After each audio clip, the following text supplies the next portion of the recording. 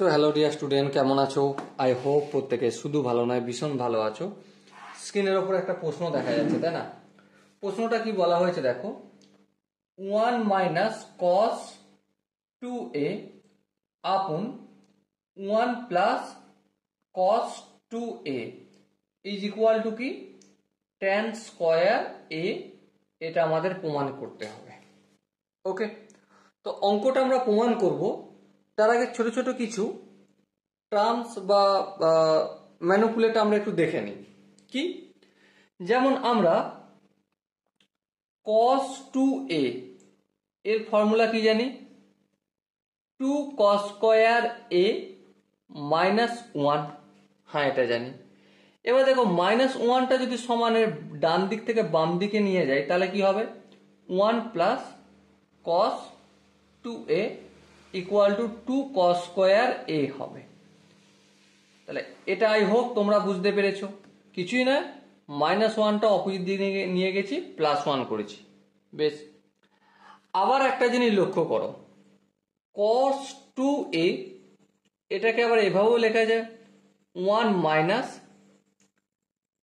Sign square a, এখানটায় 2 cos 2a is equal to 1 minus 2 sine square a হয়। আচ্ছা, এবারে বলো মাইনাস 2 সাইন স্কয়ার এটা সমানের ডান দিকে রয়েছে, বাম দিকে নিয়ে গেলে কি হয়ে যায়, অবভিয়াসলি প্লাস হয়ে যায়।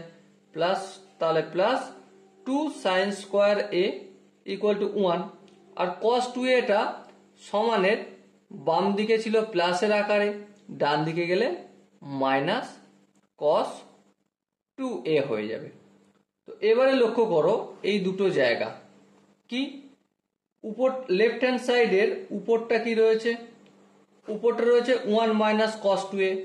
সো 1 মাইনাস cos 2a মানে কি 2 ইন্টু সাইন স্কোয়ার a। চলো লিখে দাও 2 into sign square a।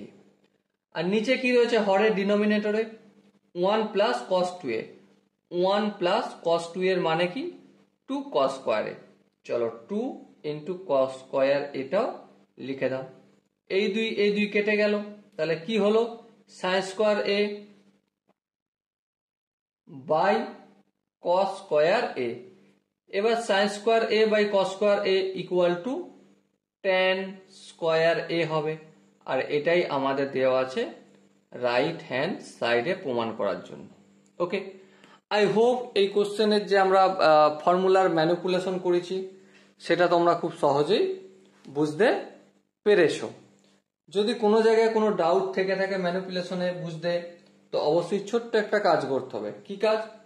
Comment সেশনে গিয়ে অবশ্যই জানাতে হবে। ওকে, আর দেখা হচ্ছে নেক্সট সেশনে। ততক্ষণ পর্যন্ত ভালো থেকো, সুস্থ থেকো এবং জয় হিন্দ।